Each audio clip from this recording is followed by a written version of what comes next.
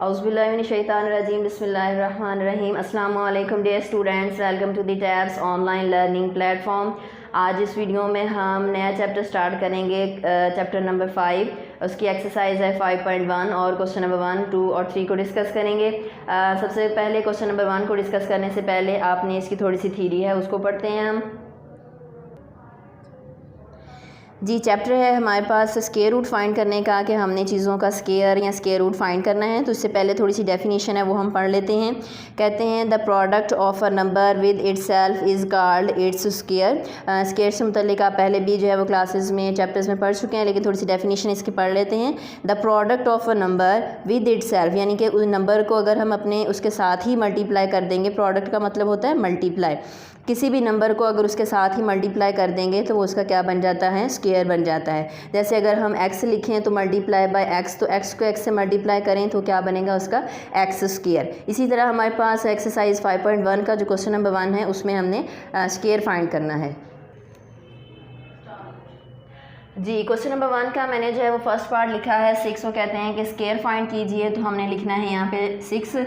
आपने यहाँ पे लाजमी हेडिंग उनको देनी है, हम लिखेंगे टेकिंग स्क्वायर। ठीक है, कि मैं स्क्वायर लेने लगी हूँ इसलिए मैं इसके ऊपर स्क्वायर लगा रही हूँ। तो आपने लाजमी ये लाइन लिखनी है taking square which is equal to, हम 6 लेंगे, ब्रैकेट लगाएंगे और उसके ऊपर यूँ स्क्वायर लगा देंगे। आपने कभी भी अकेला 6 लिखे और उसके ऊपर स्क्वायर नहीं लगाना, ना ही आपने यूँ ब्रैकेट लगा के और अंदर स्क्वायर घुसा देना, बिल्कुल भी ऐसा नहीं करना। आपने यूँ ब्रैकेट लगा के साइड पे ऊपर करके आपने यहाँ पे स्क्वायर जो है वो मेंशन करना है। अब स्क्वायर का मतलब है यानी कि 2, तो इसका मतलब है कि 6 को हम 2 टाइम्स मल्टीप्लाई करेंगे, यानी कि 6 मल्टीप्लाई बाय 6। ठीक है, 2 दफ़ा, 2 से मल्टीप्लाई नहीं करना। हमेशा आपको बताया जाता है कि जितनी पावर हो नंबर को उतनी दफ़ा मल्टीप्लाई करना है।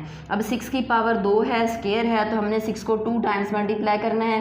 6 6 जा हमारे पास क्या आ जाएगा 36। ये आपके पास जो है वो आंसर बन जाता है। ठीक है, इसी तरह अगर एक और हम क्वेश्चन करें यहाँ पर, तो उसमें यहाँ पे उन्होंने दिया हुआ है जैसे 7 है। ठीक है, थर्ड पार्ट में उन्होंने दिया हुआ है 7, तो आप ऐसे लिखेंगे 7। आप यहाँ पे मेंशन करेंगे टेकिंग स्क्वायर, कि मैं जो है वो स्क्वायर लेने लगा हूँ।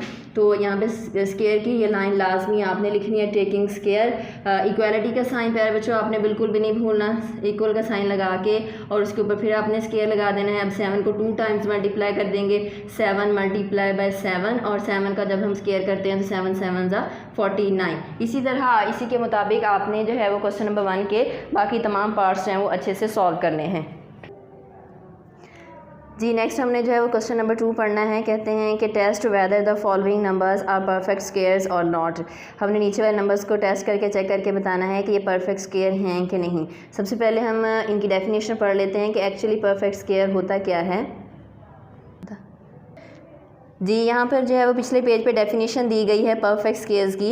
A natural number is called a perfect square if it is the square of any natural number. कहते हैं कि अननेचुरल नंबर, कोई भी कुदरती अदद यानी गिनती का कोई भी जो हमारा लफ्ज़ होता है, is called a perfect square, उसको हम तब परफेक्ट स्क्वायर कहेंगे if it is the square of any natural number, अगर वो किसी भी दूसरे नेचुरल नंबर का स्क्वायर होगा तो।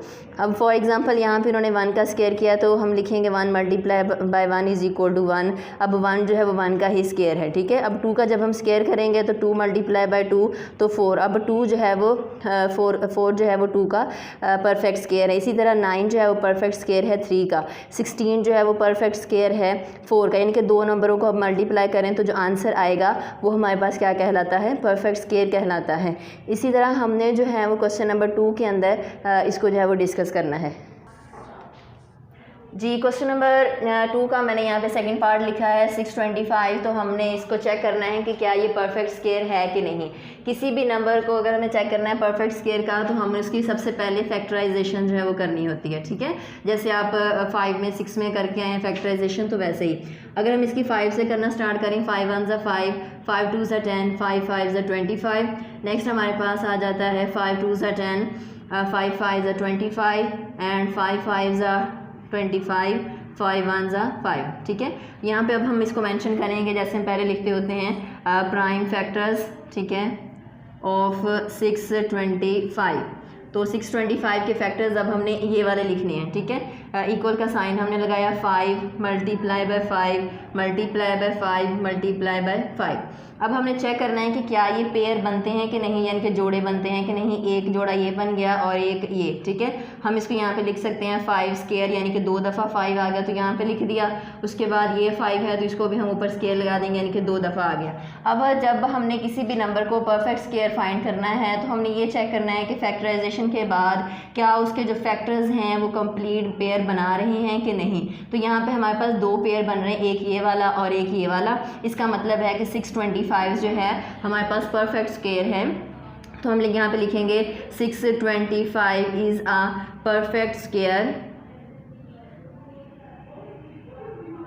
ठीक है। और आगे आप लिखेंगे इसकी वजह, किसकी वजह क्या है कि वो परफेक्ट स्क्वायर क्यों है।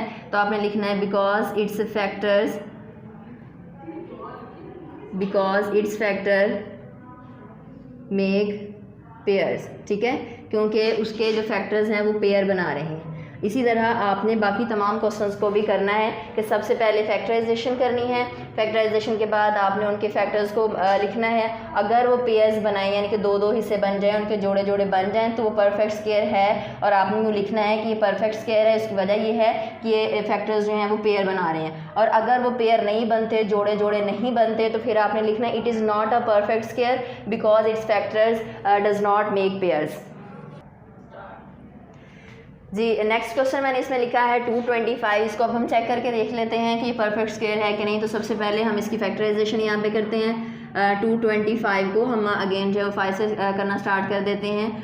5 4 20 और नेक्स्ट है 5 5 25 और उसके बाद फिर 5 के साथ करें तो 5 9 45, 3 3 9 और 3 1 3, ठीक है। यहाँ पे हम इसी तरह लिखेंगे prime factors of 225 which is equal to, अब हमने ये वाले जो है फैक्टर्स लिखने हैं, ठीक है। 5 multiply by 5 multiply by 3 multiply by 3, ठीक है।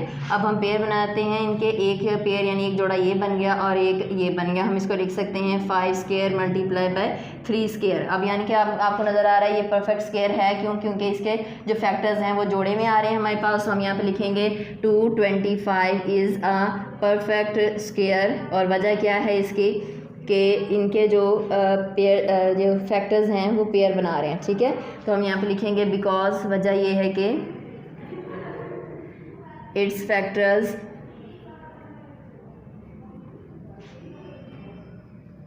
मेक्स पेयर, ठीक है।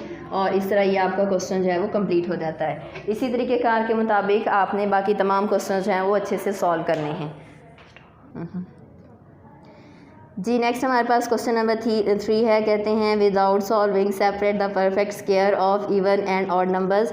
तो हमने यहाँ पे बताना है कि इवन नंबर्स के परफेक्ट स्क्वायर्स कौन से हैं और ऑड नंबर्स के कौन से हैं। तो कॉमन सेंस यूज़ करते हुए जो नंबर इवन हैं वो इवन के परफेक्ट स्क्वायर होंगे और जो ऑड के हैं वो ऑड के परफेक्ट स्क्वायर होंगे। जैसे क्वेश्चन नंबर 1 दिया हुआ है 441, तो हमें नज़र आ रहा है कि इसके लास्ट में 1 है तो ये ऑड नंबर है, तो लिहाजा ये ऑड नंबर का ही परफेक्ट स्क्वायर होगा। नेक्स्ट हमारे पास 144 है तो ये इवन नंबर है, लिहाजा ये इवन नंबर का परफेक्ट स्क्वायर होगा। नेक्स्ट हमारे पास है 2401, तो ये 1 आ रहा है लास्ट में, तो ये ऑड है। यानी कि इसी तरह जो नंबर्स इवन होंगे वो इवन के परफेक्ट स्क्वायर होंगे, जो ऑड नंबर्स होंगे वो ऑड के परफेक्ट स्क्वायर होंगे। इसके लिए हमने इसको सॉल्व नहीं करना क्योंकि उन्होंने पहले ही हमें कहा है विदाउट सॉल्विंग, यानी कि सॉल्व किए बगैर आप जो है इसका आंसर बताइए, ठीक है। इसको जस्ट हमने लिखना है कि कौन परफेक्ट स्क्वायर है और कौन नहीं है। इसी तरह आपने बाकी तमाम क्वेश्चन जो हैं वो करने हैं। इन तीनों क्वेश्चंस को आपने अच्छे से समझना है, इनकी बार बार प्रैक्टिस करनी है। कोई भी मसला पेश आता है, समझ नहीं लगती, तो आपने स्कूल से रब्ता करना है। अपना बहुत सारा ख्याल रखिएगा। Thank you. अल्लाह हाफिज़।